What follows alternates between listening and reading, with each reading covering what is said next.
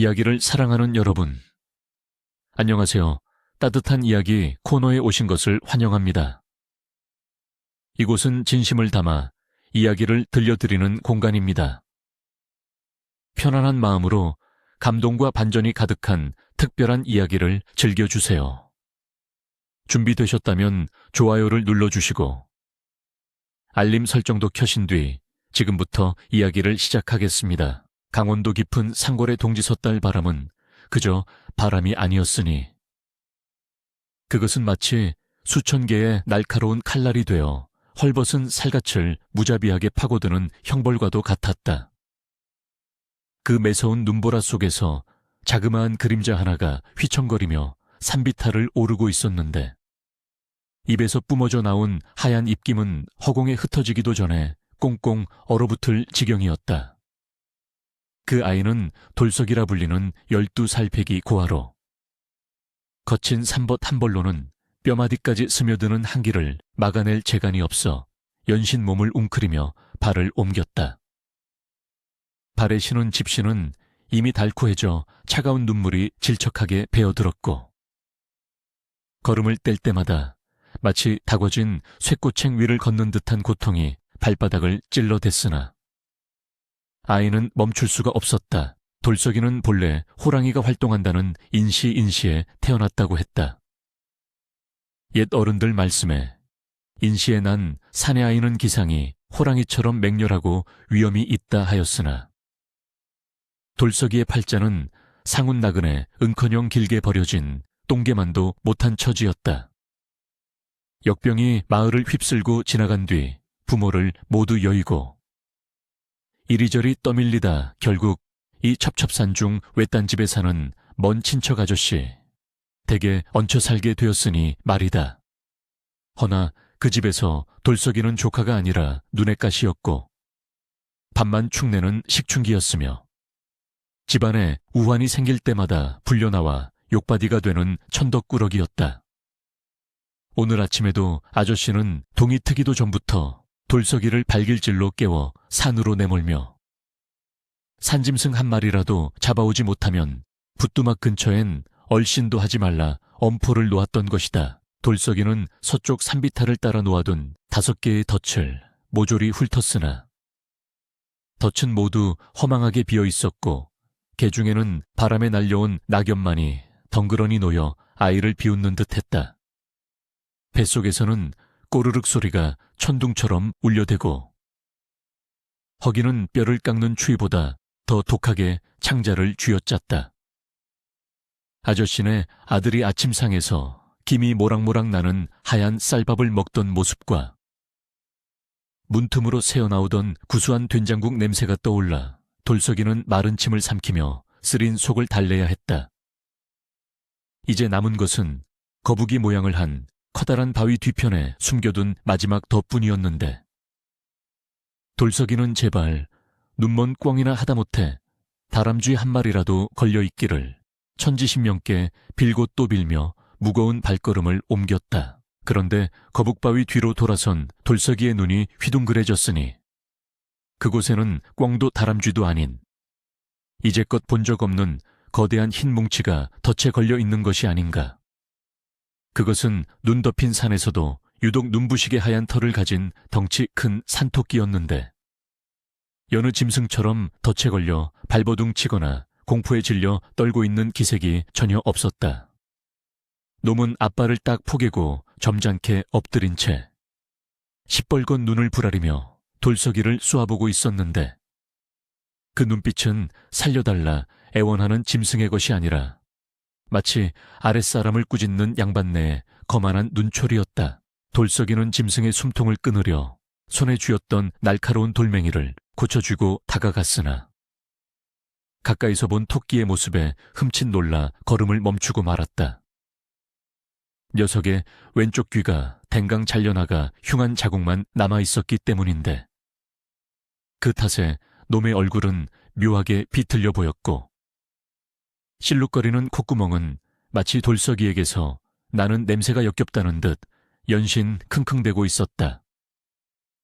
토끼는 돌석이가 코앞까지 다가왔음에도 도망치려 하기는커녕 애취하고 요란한 재채기를 한 번 하더니 고개를 획 돌려버렸다. 그 태도가 어찌나 뻔뻔하고 기가 차던지. 돌석이는 순간 배고픔도 있고 멍하니 녀석을 내려다보며 내 놈은 당장 잡아먹힐 판인데 뭐가 그리 잘나서 콧대를 세우느냐 하고 속으로 중얼거렸다. 마땅히 기뻐해야 할 일이었다. 이토록 살이 통통하게 오른 토끼라면 아저씨의 화를 잠재우기에 충분했고 저 두툼한 가죽은 털모자 안감으로 쓰기에도 제격이었으니 말이다. 허나 돌석이가 돌멩이를 쳐들었을 때 토끼의 붉은 눈동자가 다시금 돌석이의 눈을 정통으로 뚫어지게 바라보았다. 그 눈빛은 늙은 노인의 것처럼 깊고 탁했으며 삶과 죽음을 초월한 듯한 권태로움마저 서려 있어 아이의 등골을 오싹하게 만들었다. 그것은 마치 칠 테면 빨리 치거라. 이 멍청한 녀석아 하고 비웃는 듯했다. 돌석이의 팔은 허공에서 굳어버렸고 가슴 속에서는 심장이 쿵쾅거렸으나 그것은 사냥꾼의 흥분이 아닌 알 수 없는 두려움 때문이었다. 돌석이는 문득 어머니가 살아생전 들려주셨던 산속에서 오래 묵은 짐승은 영물이 되어 사람을 홀리거나 해코지를 한다는 옛날 이야기가 떠올랐다. 하지만 눈앞의 이 토끼는 신령스러운 산신령이라기보다는 그저 허리가 쑤셔 만사가 귀찮은 심술궂은 늙은이처럼 보일 뿐이었다. 줄인 배를 채워야 한다는 본능과 이 짐승을 해치면 무언가 돌이킬 수 없는 일이 벌어질 것 같은 불길한 예감이 돌석이의 마음속에서 치열하게 싸우기 시작했다. 그때 토끼가 길게 한숨을 내쉬었는데 그 소리가 어찌나 사람의 혀차는 소리와 똑같던지 돌석이는 저도 모르게 쥐고 있던 돌을 툭 떨어뜨리고 말았다. 돌석이는 털썩 무릎을 꿇고 앉아 꽁꽁 언 손을 호호 불어가며 토끼의 뒷다리를 조여든 밧줄을 풀기 시작했다. 가라. 가. 내가 마음이 바뀌어 너를 솥에 넣기 전에 냉큼 가버려라. 이 괴상한 놈아. 덫이 풀리자마자 숲으로 줄행랑을 칠 줄 알았던 토끼는 느릿느릿 몸을 일으키더니 저려오는 다리를 몇 번 털어 보이고는 돌석이를 한심하다는 듯 빤히 쳐다보았다. 그러고는 깡충 뛰어 달아나는 대신 뒷짐이라도 진 듯 엉덩이를 실룩이며 덤불 속으로 유유히 걸어 들어가는 것이 아닌가. 그 뒷모습이 어찌나 당당하던지. 돌석이는 찬바람이 쌩하고 부는 산중턱에 홀로 남겨진 채 자신의 어리석음을 탓해야 했다. 빈 지게를 지고 산을 내려오는 길은 올라갈 때보다 천근만근 더 무거웠다. 해는 이미 서산으로 넘어가고 있었고 잿빛 하늘은 금방이라도 더 큰 눈을 퍼부을 기세로 낮게 내려앉아 있었다. 빈손으로 돌아갔을 때 닥쳐올 아저씨의 불호령과 매질이 눈앞에 선하여 돌석이의 발걸음은 죄인처럼 질질 끌렸다. 산바람이 윙윙거리며 귓게 울리는데 그 소리가 마치 아까 놓아준 그 외짝 귀토끼가 배골고 매맞게 생겼으니 꼴 좋다라며 낄낄거리는 환청처럼 들려왔다. 아니나 다를까.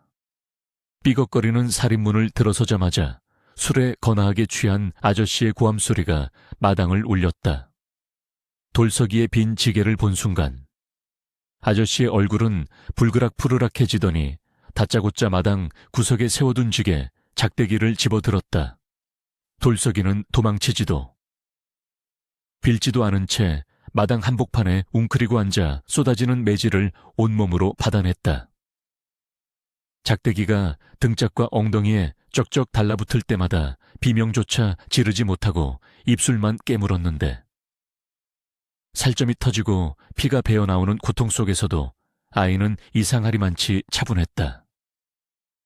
어차피 피할 수 없는 운명이라면 빨리 끝나는 것이 낫다는 체념이 어린 마음을 지배하고 있었기 때문이었다. 매질은 아저씨가 숨이 차 헐떡거리고 숙모가 애 잡아서 송장 치울 일 있냐며 말리고 나서야 끝이 났다. 그들은 부엌 아궁이에 제가 둥둥 뜬 숭늉 한 사발을 던져주고는 돌석이를 장작을 쌓아두는 광으로 내쫓았다.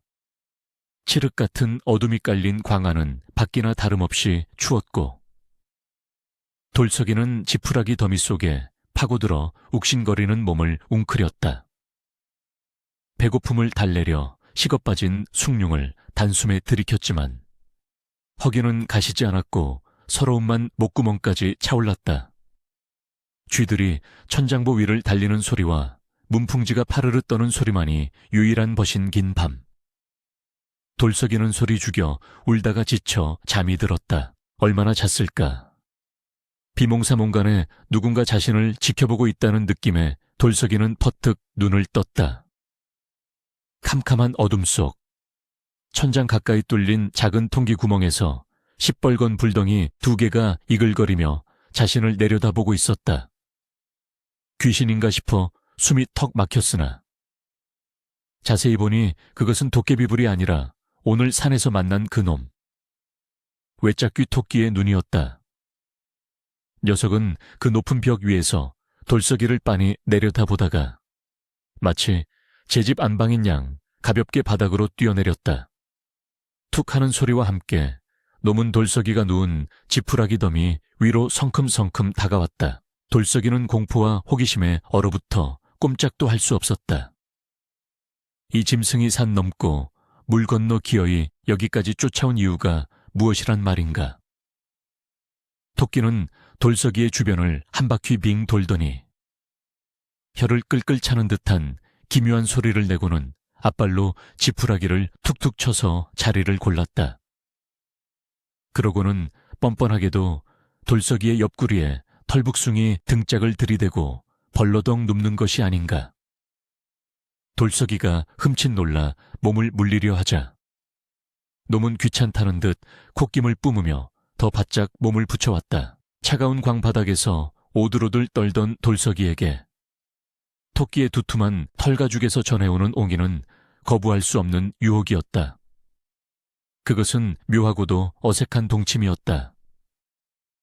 밖에는 여전히 칼바람이 몰아치고 있었으나 허름한 광안, 매맞고 굶주린 소년과 심술궂은 눈을 가진 토끼는 서로의 천에 의지한 채 고요히 밤을 맞이하고 있었다.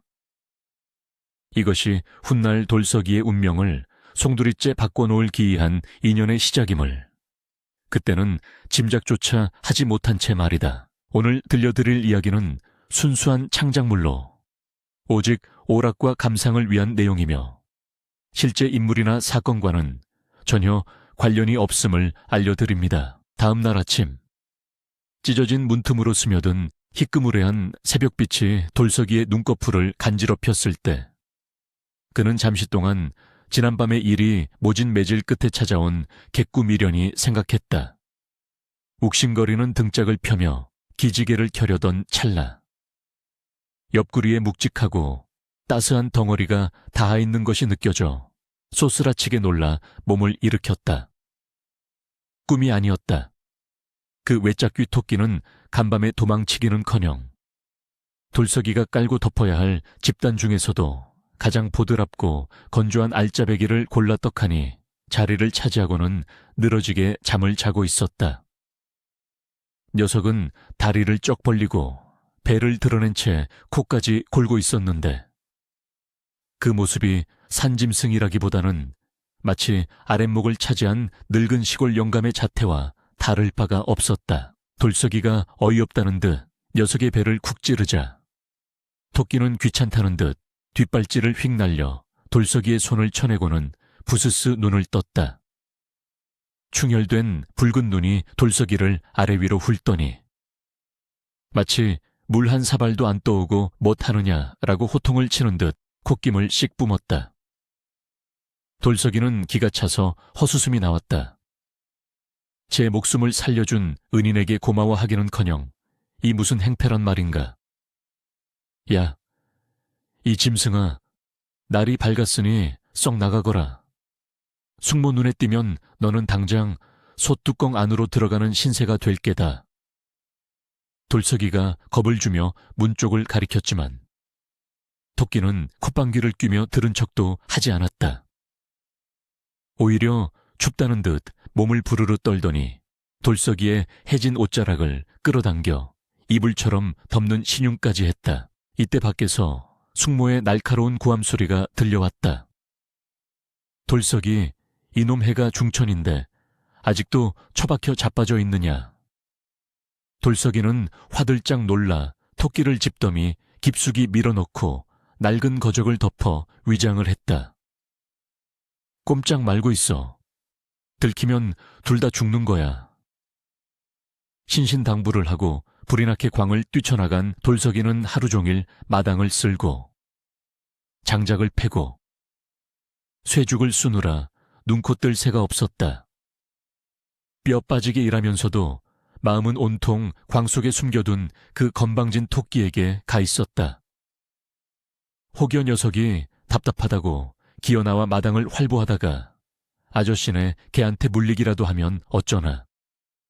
아니면 숙모가 땔감을 가지러 광에 들어갔다가 녀석을 발견하면 어쩌나 하는 불안감에 등줄기가 서늘했다. 해질녘이 되어서야 겨우 일과를 마친 돌석이는 부엌 뒷문으로 살금살금 기어들었다.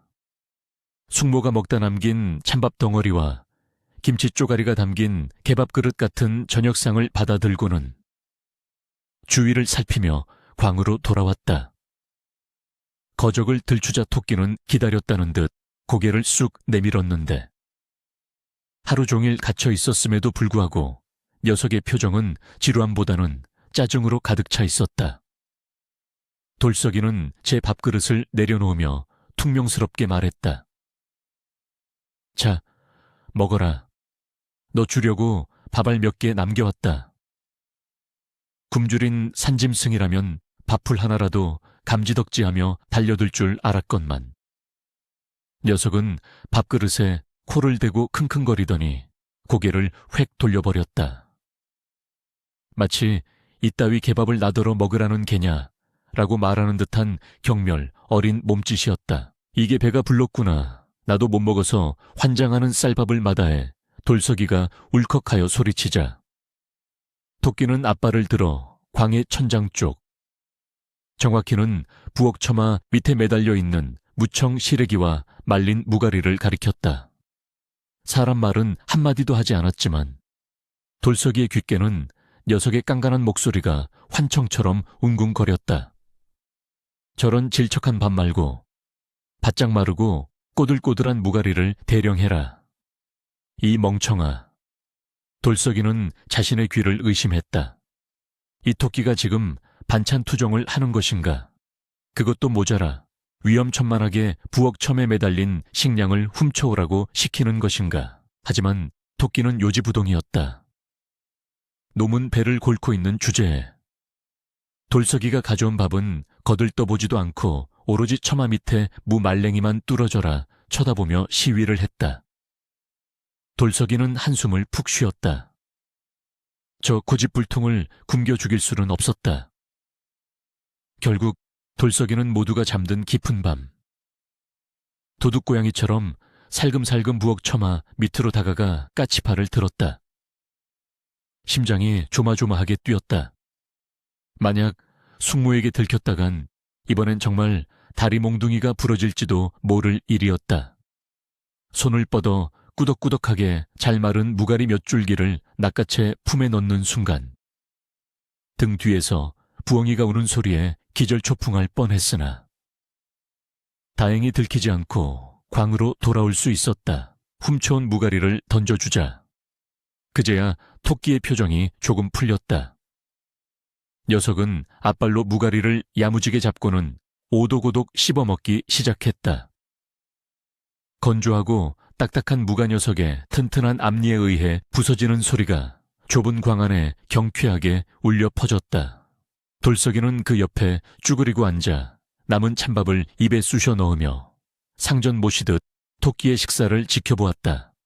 너는 전생에 무슨 대단한 양반이었길래 토끼 탈을 쓰고도 이리 유세냐 돌석이가 투덜거리자 물을 씹던 토끼가 잠시 멈추더니 돌석이를 빤히 쳐다보았다. 녀석의 눈빛은 비웃음이라기보다는 연민에 가까웠다. 돌석이의 머릿속에 다시금 묘한 생각들이 스쳐 지나갔다. 그것은 토끼의 생각이 돌석이의 마음으로 흘러들어오는 것 같았다. 미련한 놈. 주는 대로 받아먹고 때리는 대로 맞으니 내 꼴이 그 모양이지 들이받을 줄도 알아야 산다. 말소리는 들리지 않았으나 뜻은 명확했다. 돌석이는 숟가락을 멈추고 멍하니 녀석을 바라보았다. 들이받으라고 나 같은 천덕꾸러기가 어디 가서 들이받아. 그러다 쫓겨나면 얼어 죽을 텐데. 돌석이가 대꾸하자. 토끼는 한심하다는 듯 혀를 쯧 차고는 다시 무가리를 씹는데 열중했다. 녀석은 알고 있었다. 돌석이가 갈 곳 없는 외톨이라는 것과 그 두려움이 소년을 이 지옥 같은 집에 묶어두고 있다는 것을. 토끼는 배가 찼는지 무가리 줄기를 내려놓고는 돌석이의 허벅지에 머리를 기대고 눈을 감았다. 따뜻하고 보드라운 털의 감촉이 돌석이의 거친 손등에 닿았다. 그것은 기이한 위로였다. 하루 종일 구박받고 멸시당한 돌석이에게 밥투정을 하고 핀잔을 주는 이 까칠한 짐승이 유일하게 천을 나누는 존재라는 사실이 서글펐다. 돌석이는 조심스럽게 토끼의 뭉툭한 귀, 잘려나간 그 상처 부위를 쓰다듬었다. 토끼는 움찔했지만 피하지는 않았다. 밤이 깊어갔다. 광 밖에서는 sak풍이 문풍지를 흔들며 울부짖었고 먼 산에서는 늑대 울음소리가 희미하게 들려왔다. 돌석이는 제 몫의 밥을 덜어 토끼를 먹이느라 배가 다 차지 않아 뱃속이 헛헛했다. 꼬르륵거리는 소리가 정막을 깼다. 그 소리에 잠이 든 줄 알았던 토끼가 눈을 살짝 뜨더니 먹다 남긴 무가리 조각을 돌석이 쪽으로 툭 밀어주었다. 너나 먹어라. 거짓골을 해서는 이라고 말하는 듯 했다. 돌석이는 피식 웃으며 고개를 저었다. 배고픔과 추위, 그리고 고단함 속에서도 묘한 안도감이 밀려왔다. 적어도 오늘 밤은 혼자가 아니었다.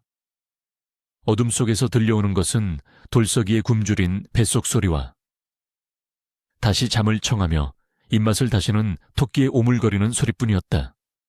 바스락, 오독, 바스락. 그 소리는 마치 타닥타닥 타오르는 모닥불 소리처럼 얼어붙은 소년의 마음 한구석을 아주 조금씩 녹이고 있었다. 기묘한 동거는 그렇게 무말랭이 씹는 소리와 함께 깊어만 갔다. 지루하고 혹독했던 겨울이 물러가고 산골 마을에도 봄이 찾아왔으나 그것은 축복이 아닌 또 다른 시련의 시작이었다. 겨우내 쌓였던 눈이 녹아내린 자리에 새싹이 돋아나기도 전에 지독한 가뭄이 들이닥쳤기 때문이다. 하늘은 야속하게도 구름 한 점 없이 맑고 푸르기만 했고 비 한 방울 내리지 않는 날들이 계속되자 논바닥은 거북이 등껍질처럼 쩍쩍 갈라지기 시작했다. 흙먼지가 풀풀 날리는 메마른 들판을 바라보는 아저씨의 한숨은 깊어졌고 그럴수록 돌석이를 향한 구박과 매질도 덩달아 거세졌다. 농사가 망할지 모른다는 불안감이 집안의 가장 약한 존재를 향한 화풀이로 변질된 탓이었다. 이 우울한 봄날, 돌석이에게 유일한 위안이 있다면 그것은 광 속의 까칠한 룸메이트, 외짝귀 토끼뿐이었다. 녀석은 이제 제법 살이 올라 털에 윤기가 흘렀지만 그 건방진 태도는 여전했다. 아니, 오히려 더 기세등등해져서 돌석이가 가져다주는 무청이 조금이라도 시들면 발로 차버리기 일쑤였다. 그런데 봄 기운이 완연해지면서 토끼에게 기이한 버릇이 하나 생겼다. 평소엔 잠만 자던 녀석이 돌석이가 일하러 나가려 할 때마다 유독 그 잘려나간 왼쪽 귀를 파르르 떨며 앞을 가로막는 일이 잦아진 것이다. 처음에는 그저 심술을 부리는 줄만 알았다. 어느 날 오후 돌석이가 땔감을 구하러 뒷산 느티나무 아래를 지나려는데 갑자기 토끼가 돌석이의 바짓가랑이를 물고 늘어지며 길을 막아섰다. 이거 놔. 나무 해오지 않으면 저녁 굶는단 말이야. 돌석이가 짜증을 내며 발을 때려던 순간 우지끈하는 굉음과 함께 썩은 가지 하나가 바로 돌석이의 코앞으로 떨어져 박살이 났다. 만약 토끼가 잡지 않았다면 돌석이의 머리통이 저 나무토막처럼 깨졌을 터였다. 놀란 가슴을 쓸어내리며 토끼를 쳐다보자 녀석은 "거봐라, 이 멍청하라고 말하듯 콧방귀를 뀌고는 유유히 앞장서 걸어갔다. 그뿐만이 아니었다.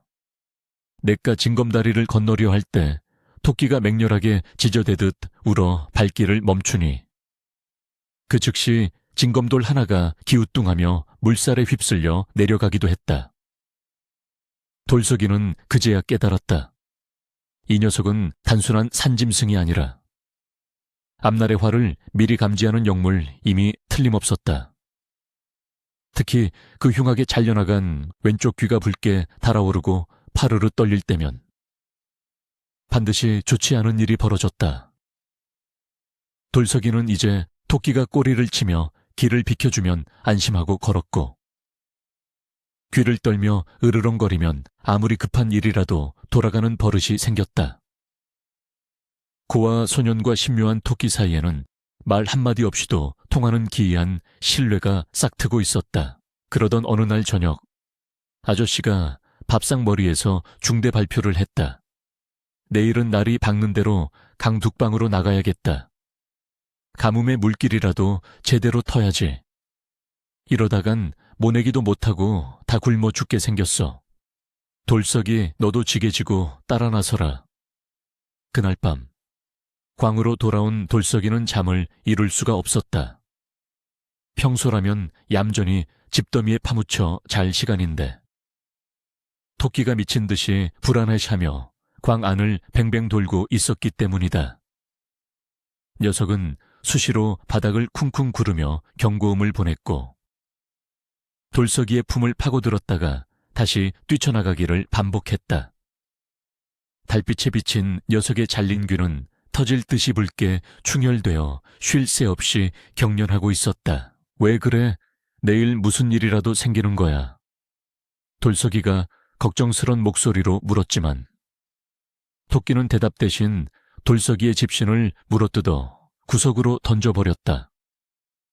가지 말라는 뜻이었다. 내일 둑방에 나가면 끔찍한 사단이 날 것이라는 명백한 경고였다. 돌석이의 등골에 식은땀이 흘렀다. 지금까지 토끼의 예감은 단 한 번도 틀린 적이 없었다. 하지만 내일 일을 나가지 않으면 아저씨의 뼈가 으스러지는 메타작을 피할 길이 없었다. 죽음과도 같은 매질이냐, 아니면 알 수 없는 재앙이냐. 돌석이는 진퇴양난의 공포 속에서 밤새 뒤척였다. 이윽고 날이 밝았다. 닭 울음소리와 함께 아저씨의 고함소리가 들려왔다. 돌석이 이놈. 아직도 자느냐? 냉큼 나와 지게 지지 못할까? 문 밖의 호령은 서슬이 펄했다. 돌석이가 주섬주섬 옷을 챙겨 입자. 토끼가 돌석이의 발목을 꽉 깨물며 놔주지 않았다. 그 악력은 전과 달리 필사적이었다. 아예 가지 못하게 발목이라도 부러뜨릴 기세였다. 돌석이는 아픔을 참으며 토끼를 내려다보았다. 녀석의 눈은 그 어느 때보다 깊은 슬픔과 분노로 일렁이고 있었다. 미안하다. 안 나가면 난 여기서 맞아 죽어. 돌석이는 울먹이며 토끼를 억지로 떼어냈다. 녀석의 경고가 무섭지 않은 것은 아니었으나 당장 눈앞에 아저씨가 주는 공포가 12살 소년에게는 더 현실적이고 거대했다. 돌석이는 토끼를 집더미 깊숙한 곳에 밀어넣으며 속삭였다. 조심할게. 정말 조심할게. 그러니 제발 화내지 말고 기다려. 돌석이는 구석에 처박힌 집신을 찾아 신고 무거운 지게를 짊어진 채 문을 나섰다. 문이 닫히기 직전 돌석이는 뒤를 돌아보았다. 어둠 속에 남겨진 토끼는 더 이상 날뛰지 않았다. 녀석은 문틈으로 들어오는 아침 햇살을 등진 채 힘없이 주저앉아 돌석이를 바라보고 있었다. 그 눈빛은 화가 난 것도 겁을 주는 것도 아니었다. 그것은 마치 불구덩이로 제 발로 걸어 들어가는 어리석은 중생을 바라보는 늙은 수행자의 눈빛처럼 깊은 체념과 안타까움으로 가득 차 있었다. 토끼가 길게, 아주 길게 한숨을 내쉬는 소리가 돌석이의 귓가에 맴돌았다. 그 한숨 소리를 뒤로 한 채 돌석이는 아저씨의 뒤를 따라 둑방길로 향했다. 봄바람은 여전히 차가웠지만 돌석이의 가슴은 불길한 예감으로 뜨겁게 타들어갔다. 저 멀리 말라버린 강바닥이 앙상한 갈비뼈를 드러내고 누워 있었고 그 위로 까마귀 몇 마리가 불길하게 맴돌고 있었다. 돌석이는 지게 멜빵을 꽉 쥐었다. 오늘 하루가 무사히 지나가기만을. 제발 이번만은 저 신묘한 토끼의 예감이 틀리기를 간절히 빌며 소녀는 운명의 덫을 향해 한 걸음 한 걸음 걸어 들어갔다. 메마른 둑방 위로 자결하는 태양은 사정없이 내리쬐었고 곡괭이질을 할 때마다 피어오르는 뿌연 흙먼지는 숨구멍을 턱턱 막아왔다. 아저씨는 가뭄에 쩍쩍 갈라진 논에 물을 대기 위해 둑을 보수해야 한다며 쉴 새 없이 돌석이를 채찍질하듯 몰아붙였다. 옆에는 집안의 전 재산이나 다름없는 누렁소가 멍에를 쓴 채 거친 숨을 몰아쉬며 흙을 실어 나르고 있었는데 녀석도 지쳤는지 뒷다리를 연신 후들거렸다. 돌석이는 흐르는 땀을 닦을 새도 없이 흙을 퍼날랐지만 머릿속은 온통 아침에 필사적으로 자신을 말리던 토끼의 슬픈 눈망울 생각뿐이었다. 그 불길한 예감이 그저 기우이기를, 제발 오늘 해가 질 때까지만 무사하기를 빌고 또 빌었다. 그러나 운명의 수레바퀴는 가혹하게도 예고된 길을 벗어나지 않았다. 해가 서산에 걸릴 무렵 집안이 약해진 둑방 한쪽이 우르릉 소리를 내며 무너져 내리기 시작했다. 하필이면 그 순간 누렁소가 발을 헛디디며 무너지는 흙더미 쪽으로 미끄러졌다. 안 돼 내 소, 아저씨의 비명소리가 들리는 찰나 돌석이의 몸이 반사적으로 튀어나갔다. 제 몸이 다칠 거라는 생각보다. 소를 잃으면 아저씨가 겪을 절망과 그 뒤에 쏟아질 저주가 더 두려웠던 탓이다. 돌석이는 온 힘을 다해 소의 엉덩이를 안전한 쪽으로 밀어붙였고 누렁소는 가까스로 중심을 잡고 둑 위로 올라섰다. 하지만 그 반동으로 돌석이는 중심을 잃고 아래로 굴러 떨어졌고 뒤이어 집채만한 바위덩이 하나가 돌석이의 오른쪽 다리를 덮쳤다. 아으악, 끔찍한 파열음과 함께 돌석이의 비명이 계곡을 울렸다. 뼈가 부러지는 고통이 머리끝까지 치솟아 눈앞이 하얗게 변했다. 흙먼지가 가라앉자 아저씨가 허겁지겁 비탈을 뛰어 내려왔다. 돌석이는 희미해지는 의식 속에서도 아저씨가 자신을 걱정해주는 줄 알고 손을 뻗었다. 그러나 아저씨의 눈은 고통에 신음하는 조카가 아니라 유유히 꼬리를 흔드는 누렁소에게 꽂혀 있었다. 휴, 다행이다. 손은 멀쩡하구나. 10년 감수했네. 아저씨는 소의 엉덩이를 두드리며 안도의 한숨을 내쉬더니 그제야 바위에 깔린 돌석이를 내려다보며 혀를 찼다. 쯧쯧, 칠칠 맞지 못한 놈. 일하러 오라니까 재수없게 다리는 부러뜨리고 난리야. 밥값도 못하게 생겼네. 그 말은 부러진 뼈보다 더 깊고 날카롭게 돌석이의 가슴을 후벼 팠다. 아저씨는 마을 사람들을 불러 돌석이를 지게에 짐짝처럼 싣고 집으로 돌아왔지만 의원을 부르기는커녕 된장을 헝겊에 발라 퉁퉁 부은 다리에 대충 감아주고는 광에 던져두었다. 재수가 없으려니 별일이 다 생겨. 당분간 일도 못할 텐데 밥이나 축내겠구나. 문 밖에서 들려오는 숙모의 타박 소리를 들으며 돌석이는 고열에 시달리는 몸을 웅크렸다. 몸의 고통보다 목숨 걸고 지켜낸 대가가 고작 이런 멸시와 천대라는 사실이 사무치게 서러웠다. 어둠이 짙게 깔리자 구석진 곳에서 부스럭거리는 소리가 들려왔다. 토끼였다. 녀석은 어슬렁거리며 다가와 돌석이에 참혹하게 부어오른 다리를 내려다보았다. 붉게 충혈된 토끼의 눈은 분노로 이글거리고 있었다. 녀석은 돌석이의 얼굴 가까이 다가와 씩씩거리며 콧김을 뿜어댔다. 사람의 말은 아니었지만 돌석이의 머릿속에는 녀석의 호통이 쩌렁쩌렁하게 울려 퍼지는 듯했다. 이 멍청한 놈아, 내가 가지 말라고. 가면 죽거나 병신이 된다고 그리 말렸거늘 고작 저 따위 인간의 소를 구하겠다고 네 다리를 내주어 네가 구한 소보다 못한 취급을 받으면서 속이 시원하냐. 토끼의 질책은 너무나도 전곡을 찔러서 돌석이는 처음으로 서러움이 폭발하고 말았다. 그는 열에 들뜬 목소리로 쉰 소리를 내지르며 토끼에게 대들었다. 그럼 어떻게 눈앞에서 소가 죽어가는데 보고만 있어 아저씨가 날 미워해도 그래도 날 거둬준 분이야. 소를 잃으면 우리 집은 다 굶어 죽는단 말이야. 난 그냥 돌석이는 말을 잊지 못하고 흐느꼈다. 그것은 자신의 어리석음에 대한 변명이자 인정받지 못한 선의에 대한 비명이었다. 착하게 살면 복이 온다던 어머니의 말씀은 거짓말이었다. 착한 것은 그저 바보 같은 것이었고 세상은 약한 자의 희생을 당연하게 여길 뿐이었다. 돌석이의 울부짖음에 토끼는 콧김 뿜는 것을 멈추었다. 녀석은 한참 동안 말이 없었다.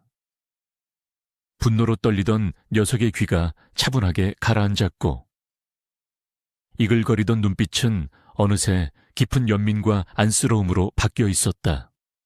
토끼는 더 이상 돌석이를 나무라지 않았다.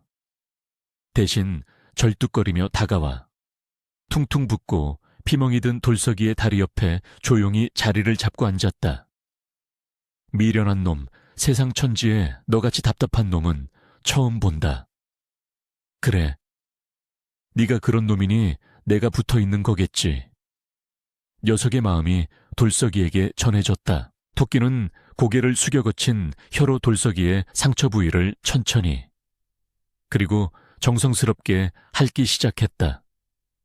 까슬까슬하면서도 따뜻한 감촉이 불타는 듯한 환부의 열기를 식혀주었다. 그것은 짐승이 줄 수 있는 최고의 위로였고 어떤 명약보다도 마음에 깊이 스며드는 치료였다. 아저씨도 숙모도 거들떠보지 않는 자신의 썩어가는 다리를 이 까칠하고 늙은 토끼만이 보듬어주고 있었다. 돌석이는 토끼의 등을 쓰다듬으며 하염없이 눈물을 흘렸다. 광 밖에서는 무심한 달빛만이 차갑게 쏟아지고 있었지만 소년과 토끼가 있는 그 좁은 구석만큼은 세상 그 어느 곳보다 따뜻하고 슬픈 온기로 가득 찼다. 돌석이의 다리가 토끼의 정성 어린 보살핌 덕에 붓기가 조금씩 빠지고 겨우 지팡이의 의지에 일어설 무렵이었다. 고요하던 초가삼간의 마른 하늘에 날벼락 같은 사단이 났다. 한밤중 안방에서 아저씨의 비명소리가 터져 나오더니 이내 거품을 물고 쓰러진 것이다. 마을 의원이 급히 달려왔으나 진맥을 짚어보고는 고개를 절레절레 흔들었다. 준비하시오. 명줄이 다해 가오. 급살 지샤에는 약도 없는 법이오. 의원이 돌아가자 집안은 순식간에 곡소리로 가득 찼다. 그때였다. 헝클어진 머리에 눈이 뒤집힌 숙모가 광문을 박차고 들어오더니 자다 깬 돌석이의 멱살을 잡고 흔들어댔다. 내 이놈 네가 들어오고 나서 집안의 우환이 끊이질 않는구나. 네 아저씨가 절이 된 것도 다 내 놈의 애군 탓이다. 숙모는 악을 쓰며 돌석이를 마당으로 끌어냈다. 내일 날이 밝기 전에 험하다는 용왕봉에 올라가 산삼을 캐 오너라. 내 놈이 밥값을 하려면 그 방법뿐이다. 빈손으로 오려거든 아예 산에서 굴러 떨어져 죽어버려. 절뚝거리는 다리로 걷기도 힘든 아이에게 험한 산을 타라니. 이는 사지로 내모는 것과 다름없었다. 돌석이는 지팡이 하나에 의지에 어둠이 깔린 산입구에 섰다. 다리는 욱신거리고 앞은 막막하여 눈물만 나오는데 어둠 속에서 하얀 그림자가 슥 나타나 앞을 가로막았다. 외짝귀 토끼였다. 녀석은 평소에 심술궂은 표정이 아닌 서슬 퍼런 눈빛으로 돌석이를 노려보며 길을 막아섰다. 미친 짓이다. 돌아가라. 토끼가 바짓단을 물고 늘어지며 거세게 항의했다. 녀석의 마음이 돌석이에게 생생하게 전해졌다. 저 인간의 명은 여기까지다. 하늘이 정한 이치를 거스르면 그 대가는 반드시 산 사람이 치러야 한다. 네가 감당할 수 있는 일이 아니란 말이다. 하지만 돌석이는 토끼를 뿌리칠 수 없었다. 아저씨가 아무리 미워도 핏줄 섞인 유일한 가족이 눈앞에서 죽어가는 것을 보고만 있을 수는 없었다. 돌석이는 토끼 앞에 무릎을 꿇고 애원했다. 알아. 내 말이 다 맞아. 하지만 제발 한 번만 도와줘. 네가 영물인 걸 알아. 산삼이 어디 있는지 알잖아. 아저씨가 살아야 나도 살아. 제발. 돌석이의 간절한 눈물에 토끼는 분통이 터진다는 듯 땅을 치며 펄쩍 뛰었다. 녀석은 한참을 씩씩거리며 돌석이를 노려보다가 이내 체념한 듯 깊은 한숨을 내쉬었다. 악한을 구하려다 내 놈 팔자가 꼬일 것이다. 그래도 가겠느냐. 돌석이가 고개를 끄덕이자 토끼는 횡 몸을 돌려 숲속 깊은 곳으로 공중공중 뛰어가기 시작했다. 녀석이 안내하는 길은 사람들이 다니는 등산로가 아니었다. 가시덤불이 우거지고 절벽이 깎아지른 듯한 험로였다. 돌석이는 수십 번 넘어지고 구르며 피투성이가 된 몸으로 토끼의 뒤를 쫓았다. 아픈 다리의 통증이 뼈를 깎는 듯했지만 이를 악물고 버텼다. 새벽 안개가 자욱하게 깔린 용왕봉의 팔부 능선.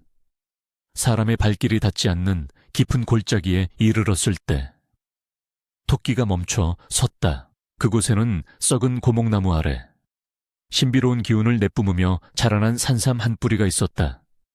잎사귀 5개가 선명한 오구산삼. 그것도 천년을 묵었다는 천종산삼 티안종 샨센이었다. 은은한 향기가 코끝을 스치자 피로가 씻은 듯 사라지는 듯했다. 돌석이가 환호하며 다가가려 하자 토끼가 다시 한번 앞발로 땅을 탁 치며 경고했다. 녀석의 눈빛은 비장했다.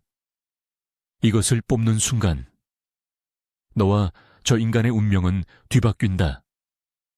생명을 억지로 연장시키는 것은 빚을 지는 일이다. 그 빚은 가장 약한 자가 갚게 될 것이다. 그러나 눈앞의 산삼에 눈이 먼 돌석이에게는 그 경고가 들리지 않았다.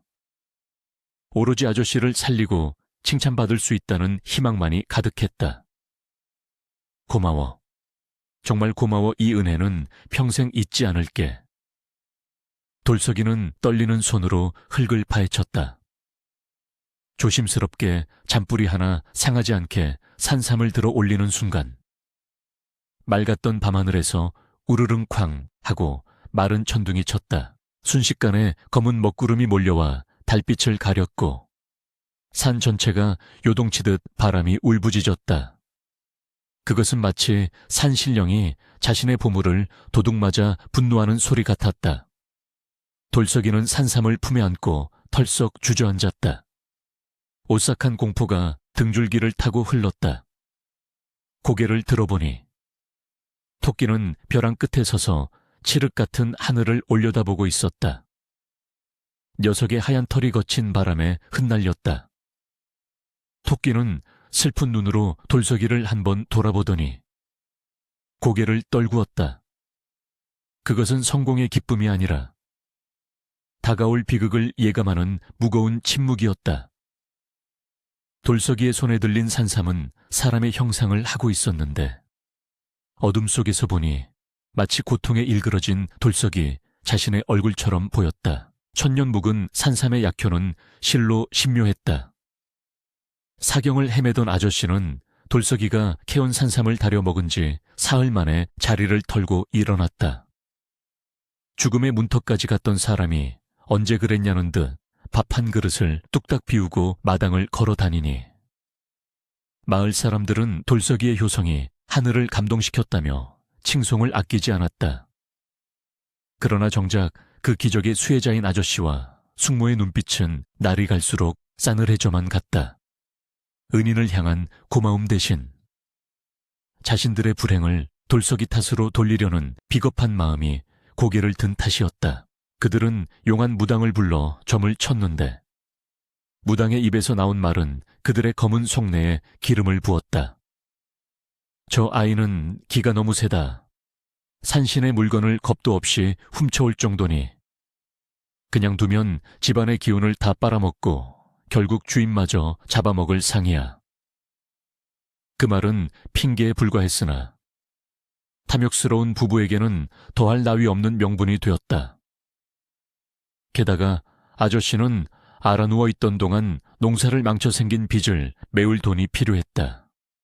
결국 그들은 짐승만도 못한 폐륜적인 계획을 세우게 되었으니 바로 자신의 목숨을 구한 조카를 돈 몇 푼에 팔아넘기기로 한 것이었다. 마침 마을에는 청나라로 가는 사신 행렬을 따라 짐을 나를 일꾼을 모집하는 상단이 머물고 있었다. 아저씨는 거강군을 불러 돌석이를 흥정했다. 다리가 좀 불편하긴 해도 산삼을 캐올 만큼 끈질긴 놈이요. 힘쓰는 데는 문제없으니 데려가시오. 한번 떠나면 다시는 고향 땅을 밟지 못할 노비나 다름없는 처지였으나 아저씨는 엽전 꾸러미를 받아들고는 흡족한 미소를 지었다. 돌석이는 영문도 모른 채 불려갔다가 억세게 달려드는 장정들에 의해 결박당하고 말았다. 아저씨, 숙모 이게 무슨 짓이에요? 제가 살려드렸잖아요. 돌석이가 울부짖었으나 방문은 굳게 닫힌 채 열리지 않았다.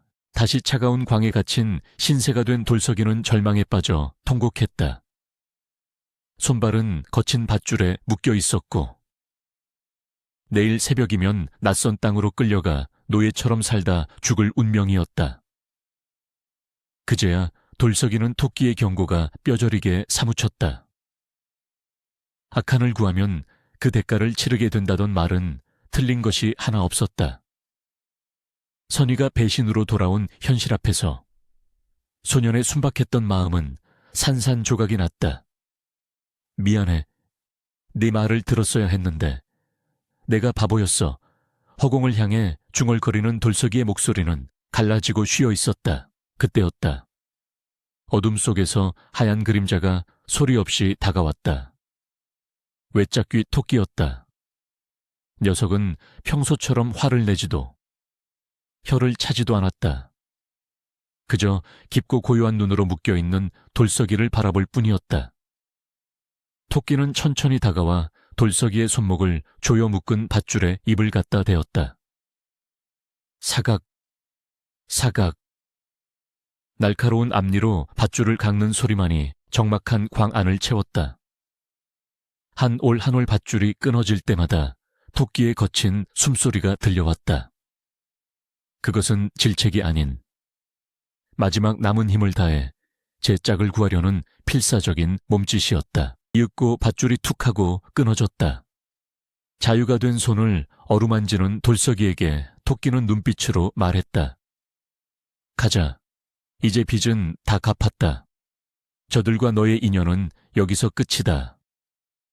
녀석의 말대로였다.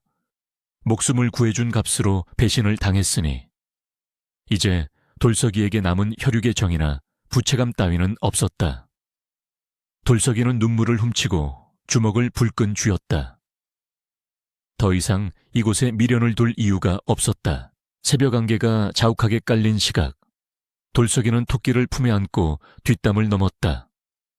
뒤도 돌아보지 않았다. 자신을 학대하고 팔아넘긴 집, 그 지옥 같은 곳을 벗어나자 차가운 새벽 공기가 오히려 상쾌하게 느껴졌다. 마을 어귀를 벗어나 첩첩산중으로 향하는 길. 안개 속으로 사라지는 두 그림자는 외롭지 않았다. 비록 가진 것 하나 없는 도망자 신세였으나 소년의 곁에는 세상 그 누구보다 믿음직한 한쪽 귀가 잘린 까칠한 수호신이 함께하고 있었기 때문이었다. 그렇게 둘의 기약 없는 유랑은 시작되었다. 고향을 등지고 떠난 두 생명의 발걸음은 정처가 없었다. 계절이 바뀌고 해가 바뀌어도 그들의 유랑은 끝날 줄을 몰랐다. 돌석이는 더 이상 매맞고 우는 나약한 소년이 아니었다. 그는 낯선 마을에 들를 때마다 장작을 패고 짐을 나르며 품삯을 벌었고 험한 세상의 풍파를 온몸으로 받아내며 거칠고 단단한 청년으로 자라났다. 그러나 그의 등짐 속에는 언제나 늙고 병든 토끼 한 마리가 상전처럼 모셔져 있었다.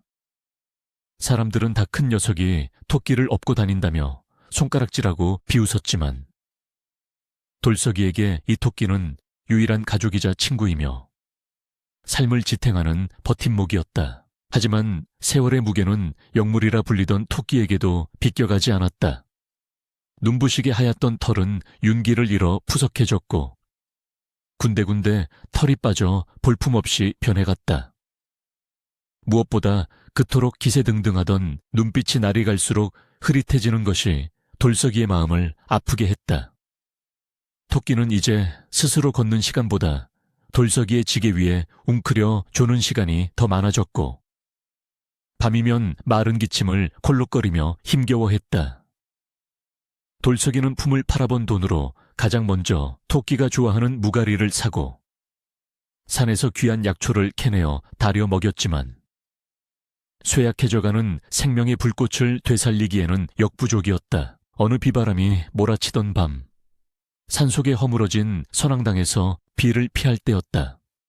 모닥불을 피워놓고 젖은 옷을 말리는데 토끼가 불꽃을 멍하니 바라보며 돌석이에게 말을 걸어왔다. 입을 벙긋거린 것은 아니었으나 녀석의 회한 섞인 마음이 빗소리를 타고 돌석이의 가슴으로 흘러들었다. 나도 한때는 이 산줄기를 호령하던 산신 샨셴이었다. 그것은 처음으로 듣는 녀석의 과거였다. 너처럼 미련하게 착한 놈을 하나 보았지. 죽을 운명인 그 놈을 살리려고 하늘의 명부를 고쳤다가 그 벌로 신통력을 뺏기고 짐승의 탈을 쓰게 되었다. 내 귀가 잘린 것도 그때 천벌을 받은 흔적이지.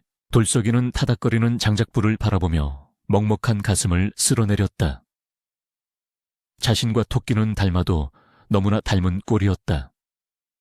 쓸데없는 동정심으로 남을 구하려다 모든 것을 잃고 떠도는 신세. 토끼가 왜 그토록 자신을 구박하면서도 끝내 곁을 떠나지 않았는지, 왜 그토록 자신의 선함을 멍청하다 비난했는지 이해가 갔다. 그것은 동족 혐오이자 같은 아픔을 가진 자에 대한 깊은 연민이었으리라. 그래서 후회해 그 사람 살린 거 돌석이가 조심스레 묻자 토끼는 콧방귀를 뀌는 대신 쓸쓸하게 웃었다. 후회는 무슨, 그저 빚을 갚는 중일 뿐이다. 너와 내가 만난 것도 다 그 업보의 연장선이겠지. 그날 이후 토끼는 북쪽을 고집했다. 몸이 부서질 듯 기침을 하면서도 녀석의 흐릿한 눈동자는 끈질기게 북쪽의 험한 산맥을 향해 있었다. 북쪽은 너무 추워. 내 몸이 버티질 못해. 남쪽으로 가서 따뜻한 겨울을 나자. 돌석이가 달래보았지만 토끼의 고집은 꺾이지 않았다. 가야 한다. 마철령 높은 고개 너머에 내가 돌아가야 할 곳이 있다. 그곳에서 내 마지막 빚을 청산해야 한다. 토끼는 자신의 시간이 얼마 남지 않았음을 직감하고 있는 듯했다. 돌석이는 불안했다. 북쪽으로 가는 길은 험난했고 다가오는 겨울의 냉기는 병든 토끼에게 치명적이었다. 하지만 죽어가는 이의 마지막 소원을 들어주지 않을 수 없었다. 돌석이는 낡은 목도리로 토끼를 꽁꽁 싸매어 품에 안고 다시 길을 나섰다. 그래, 가자. 네가 가고 싶다면 지옥 끝이라도 같이 가줄게. 찬바람이 불어올 때마다 돌석이는 옷깃을 여며 토끼에게 가는 바람을 막아섰다. 산새는 점점 험해지고 인적은 끊겼다. 밤하늘엔 차가운 달만이 덩그러니 떠서 두 유랑자를 비추었다. 토끼는 돌석이의 품 안에서 격하게 기침을 해대더니 가만히 고개를 들어 달을 쳐다보았다. 그 눈동자는 이미 백태가 끼어 탁하게 변해 있었지만 달빛을 담은 그 순간만큼은 예전의 영물처럼 신비롭게 빛났다. 조금만 더 가면 된다. 녀석의 간절한 속삭임이 바람소리에 섞여 흩어졌다. 돌석이는 토끼를 아는 팔에 더욱 힘을 주었다. 이 길의 끝에 무엇이 기다리고 있든 마지막까지 이 까칠한 친구의 곁을 지키겠다고 다짐하며 그는 눈 덮인 산길을 묵묵히 걸어 올라갔다. 하늘에 닿을 듯 높다는 마철령 고개는 인간의 접근을 쉽게 허락하지 않았다. 돌석이가 늙은 토끼를 품에 안고 고개 정상에 다다랐을 때 갑자기 사방이 어두워지더니 미친 듯한 눈보라가 휘몰아치기 시작했다. 그것은 단순한 산바람이 아니었다. 살을 찢는 듯한 북풍한 설은 마치 성난 귀신들의 울음소리처럼 우우거리며 두 유랑자를 집어삼킬 듯 덤벼들었다. 한 치 앞도 분간할 수 없는 화이트아웃 백색 씨앗 속에서 돌석이는 몇 번이나 넘어지고 굴렀다. 손발의 감각은 이미 사라진 지 오래였고 속눈썹마저 하얗게 얼어붙어 눈을 뜨기조차 힘들었다. 조금만 더 가면 돼. 돌석이는 품속의 토끼가 얼어 죽을까봐 옷깃을 단단히 여미며 이를 악물었으나 인간의 체력에는 한계가 있었다. 결국 돌석이는 무릎이 꺾이며 눈구덩이 속으로 처박히고 말았다. 지독한 졸음이 밀려왔다. 몸이 따뜻해지는 것 같은 착각. 그것은 동사 직전에 찾아오는 죽음의 유혹이었다. 의식이 가물거리는 와중에 돌석이는 눈보라 너머 검은 안개 속에서 일렁이는 거대한 그림자를 보았다. 그림자는 검은 갓을 쓰고 도포자락을 휘날리는 형상으로 소리 없이 돌석이에게 다가왔다. 저승사자였다. 그림자에서 서늘하고도 엄숙한 목소리가 울려 퍼졌다. 명을 훔친 자야. 죗값을 치를 시간이다. 순리를 거스르고 산삼을 취하여 타인의 명을 늘렸으니 이제 그 대가로 내 목숨을 내놓아라. 그것은 피할 수 없는 인과응보의 판결이었다. 돌석이는 저항할 힘조차 없었다. 아, 이렇게 끝나는구나. 차라리 잘 되었다 싶었다. 고단했던 삶을 내려놓으려는 순간 돌석이의 품속에서 강렬한 빛이 뿜어져 나왔다. 물러거라 천둥 같은 호통소리와 함께 늙고 병든 토끼가 돌석이의 품에서 걸어 나왔다. 놀랍게도 녀석은 더 이상 볼품없는 짐승의 모습이 아니었다. 하얀 털은 은빛으로 눈부시게 빛났고 구부정했던 허리는 꼿꼿하게 펴졌으며 잘려나갔던 왼쪽 귀마저 온전한 형체를 갖추고 있었다. 그것은 한때 상운 샨준으로 불리며 산을 호령하던 산신령의 본모습이었다. 토끼는 두 발로 당당하게 서서 저승사자의 앞을 가로막았다. 타락한 산신이여, 내 놈이 끼어들 자리가 아니다. 비켜라.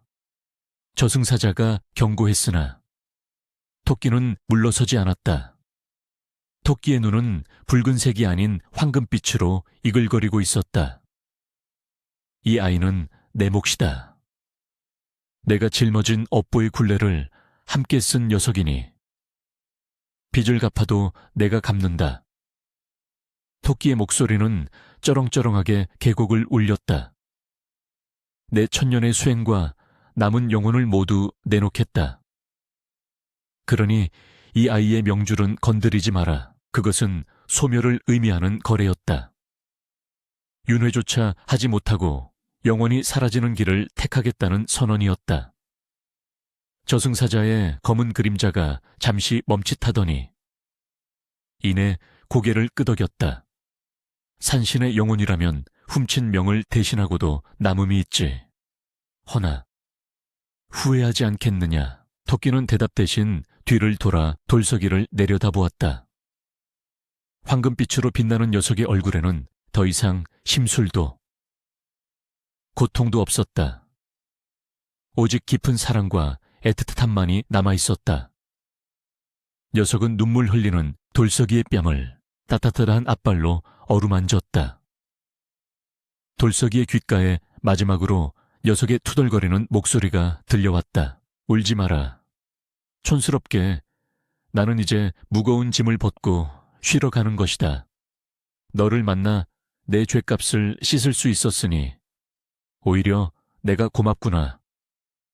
토끼는 씩 웃으며 덧붙였다. 그리고 명심해라. 내 목숨 값으로 사는 거니까. 대충 살다가 죽으면 가만 안 둔다. 내 장사 미천이 손에 나지 않게 보란듯이 잘 살아라. 알겠느냐? 이 멍청한 녀석아. 그 말을 끝으로 토끼는 저승사자가 내민 검은 허공을 향해 몸을 던졌다. 순간 눈을 뜰 수 없을 만큼 강렬한 백색의 섬광이 폭발했다. 안 돼. 돌서기의 절규는 빛 속에 묻혔다. 섬광은 거세게 몰아치던 눈보라와 어둠, 그리고 저승사자의 형상까지 모조리 집어삼켰다. 빛이 사라지자 거짓말처럼 바람이 멎었다. 마철령 고개에는 무거운 침묵만이 내려앉았다. 폭풍우가 지나간 밤하늘에는 구름이 걷히고 유난히 밝고 큰 별 하나가 돌서기의 머리 위에서 시리도록 차갑게 반짝이고 있었다. 돌석이 눈을 떴을 때는 낯선 천장이 보였다.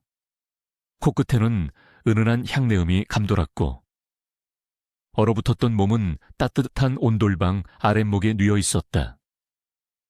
머리맡에는 회색 승복을 입은 노스님이 근심스러운 눈빛으로 그를 내려다보고 있었다. 정신이 드는가 마철령 고개에서 쓰러져 있는 것을 우리 암자의 행자가 발견해 업고 왔다네. 그 눈보라 속에서 살아난 것이 기적이야. 스님의 말이 끝나기도 전에 돌석이는 벌떡 일어났다. 온몸이 쑤셨지만 그런 것을 따질 겨를이 없었다. 토끼는요, 제 품에 있던 하얀 토끼는 어디 갔습니까? 스님은 의아한 표정으로 고개를 저었다. 토끼라니 자네 곁에는 아무것도 없었네. 진보다리 하나 없이 자네 혼자 눈밭에 파묻혀 있었어. 그럴 리가 없었다. 돌석이는 신발도 제대로 신지 못한 채 방문을 박차고 나갔다. 밖은 언제 폭풍이 쳤냐는 듯 눈부시게 맑은 아침이었고 밤새 내린 하얀 눈이 세상을 덮고 있었다. 돌석이는 미친 사람처럼 암자 뒷길을 따라 어젯밤에 그 곡에 정상으로 내달렸다. 나와 장난치지 말고 나오란 말이야. 헐떡이며 도착한 마철령 정상은 고요했다. 아무런 흔적도 없었다. 저승사자도 황금빛으로 빛나던 산신령도 그저 꿈이었던 것처럼 사방은 적막강산이었다. 돌석이는 무릎을 꿇고 눈밭을 미친 듯이 파헤쳤다. 그때였다. 눈부신 햇살 아래 바람에 나풀거리는 하얀 솜털 한 줌이 눈에 들어왔다. 돌석이는 떨리는 손으로 그것을 집어들었다. 그것은 토끼의 털이었다. 차가운 눈 속에 있었음에도 그 털뭉치에서는 여전히 따스한 온기가 느껴졌다. 그제야 돌석이는 모든 것이 현실임을 깨달았다. 그 까칠하고 이빠른 소리만 해대던 녀석이 자신을 대신해 정말로 소멸해버린 것이다. 돌석이는 가슴을 치며 오열했다. 이 나쁜 놈아, 잘 살라니. 네가 없는데 내가 어떻게 잘 살아. 차라리 날 데려가지. 왜 네가. 아무리 소리쳐 불러도 대답은 없었다. 빈산에 메아리만 공허하게 울려 퍼질 뿐이었다. 돌석이는 털뭉치를 품에 안고 짐승처럼 울부짖었다. 그것은 태어나서 처음 받아본 데가 없는 사랑에 대한 사무치는 그리움이자 뼈저린 죄책감의 토해냄이었다. 한참을 울다 고개를 드니 발 아래로 끝없이 펼쳐진 산맥과 저 멀리 인간들이 사는 마을이 보였다. 배신과 탐욕, 고통이 들끓는 세상. 토끼가 목숨 바쳐 지켜준 이 목숨으로 다시 저 밑으로 내려가 아귀다툼하며 살 자신이 없었다. 돌석이는 눈물을 닦고 털뭉치를 소중히 품에 넣은 채 비틀거리는 걸음으로 다시 암자로 향했다. 그의 눈빛은 더 이상 방황하는 유랑자의 것이 아니었다. 암제에 도착한 돌석이는 주지 스님 앞에 넙죽 절을 올렸다. 스님, 저를 거두어 주십시오. 속세의 인연은 어젯밤 눈보래 모두 끊어졌습니다. 남은 생은 빚진 목숨을 위해 빌며 살고 싶습니다. 스님은 돌석이의 눈에 서린 깊은 슬픔과 결의를 읽고는 말없이 고개를 끄덕였다. 그날 오후 사각사각 머리카락 잘리는 소리가 산사에 고요하게 울려 퍼졌다. 돌석이라는 이름과 함께 세상의 모든 번뇌가 바닥으로 떨어져 내렸다. 이제 갓 승려가 된 그는 암자 뒤편 벼랑 끝에 서 있는 늙은 소나무 아래로 갔다. 그곳에 토끼의 털뭉치를 묻고 작은 돌탑을 쌓았다. 비석도 없고 무덤이라 부르기도 초라했지만 그곳은 세상에서 가장 소중한 은인이 잠든 성지였다. 춥지 이제 내가 평생 지켜줄게. 다음 생에는 부디 축생이 아니라 귀한 집 자식으로 태어나서 떵떵거리고 살아. 내가 매일 빌어줄게. 땅거미가 질 무렵 산사의 저녁 예불을 알리는 범종 소리가 댕 하고 울려 퍼졌다. 그 소리는 산줄기를 타고 굽이굽이 흘러가 마철령 고개를 넘고 눈 덮인 숲을 지나 세상 끝까지 닿을 듯이 길게 이어졌다. 회색 승복을 입은 청년 승려는 소나무 아래 합장하고 섰다.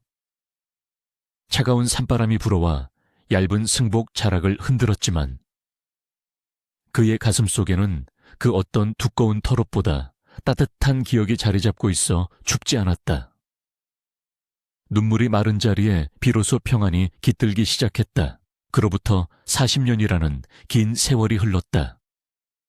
마철령 고개 너머의 작은 암자는 어느덧 번듯한 사찰이 되었고 혈기왕성했던 청년 승려는 이제 하얀 눈썹이 길게 자란 노스님이 되었다. 그는 약속을 지켰다. 헛되이 살지 말라던 토끼의 유언대로.